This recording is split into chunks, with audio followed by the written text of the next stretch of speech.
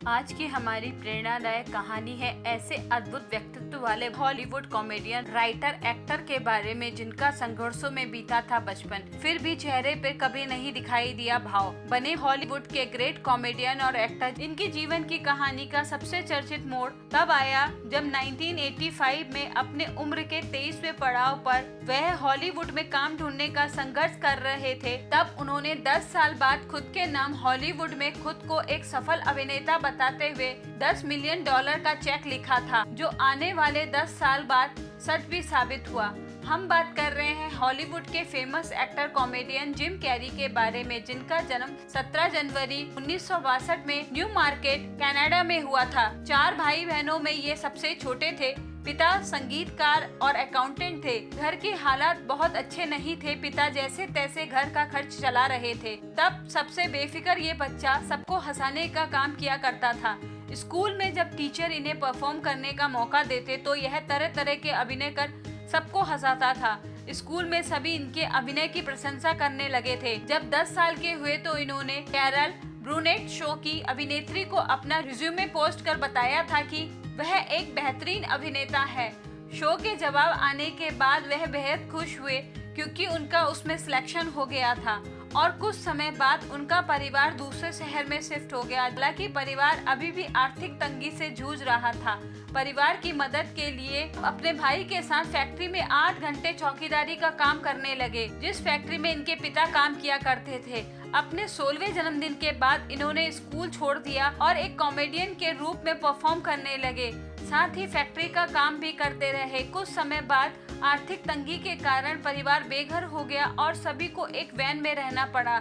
लेकिन जिम ने कभी हार नहीं मानी। वह कॉमेडी करते रहे। इनकी कॉमेडी की प्रतिभा को देखते हुए पिता ने इनके लिए एक स्टेज परफॉर्मिंग का आयोजन किया। इस तरह अपने कॉमेडी को दुनिया के सामने रखने का इनको मौका मिला। जिम कैरी ने वहां के शो में यह साबित कर दिया कि इनमें एक पेशेवर कॉमेडियन बनने की काबिलियत है।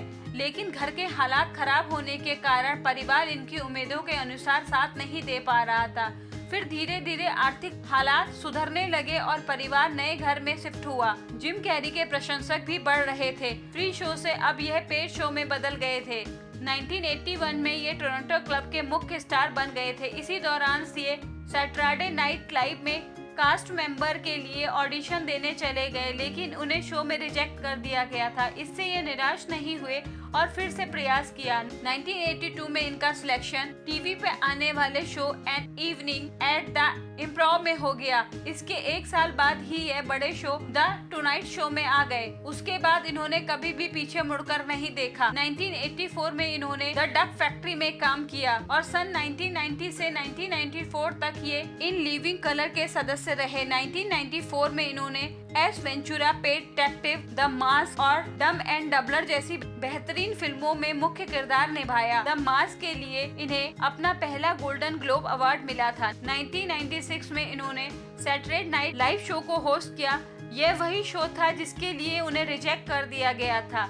अब ये एक से एक हिट फिल्म दे रहे थे। 1998 में द ट्रूमैन शो और उसके बाद इन्होंने man on the moon show किया। इस शो में इस बार यह कॉमेडियन नहीं बने बल्कि एक गंभीर किरदार निभाकर यह साबित कर दिया कि वह बहुआयामी प्रतिभा के धनी है। हालांकि व्यक्तिगत जीवन में इन्हें डिप्रेशन का सामना करना पड़ा, लेकिन उसकी झलक इनके शो में कभी दिखाई नहीं दी। शो में जाने से पहले ये अक्सर डिप्रेशन की दवाइयां लिया करते थे, लेकिन जल्द ही ये समझ गए कि दवाइयों के साथ जीना मुश्किल है। अब जानते हैं उस चेक के बारे में जिसका जिक्र मैंने शुरू में किया था। 1985 में जिम कैरी ने खुद को $10 मिलियन का चेक लिखा था। उन्होंने खुद को एक अच्छा एक्टर बताते हुए आने वाले 10 साल बाद का अपना भविष्य लिखा था। जब उन्होंने ये चेक लिखा तब उनकी उम्र केवल 23 साल की थे। जिम कैरी जहाँ भी जाते थे तो वह अपने बटुए में यह चेक को जरूर लेके जाते थे, लेकिन ऐसा ही हुआ। उस चेक को लिखने के 10 साल बाद कैरी एक स्टार बन गए थे। फिल्म व्यवसाय में बड़ी उपलब्धि हासिल करने के बाद जिम ने कहा था कि मुझे लगता था कि हर किसी को अमीर और प्रसिद्ध होना चाहिए और वह सब कुछ करना चाहिए जिसका उन्होंने कभी सपना देखा था।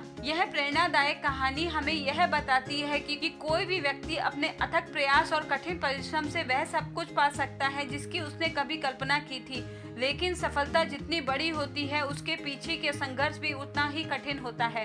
अगर आपको मेरी यह कहानी पसंद आई है तो कृपया मेरे चैनल को सब्सक्राइब करें।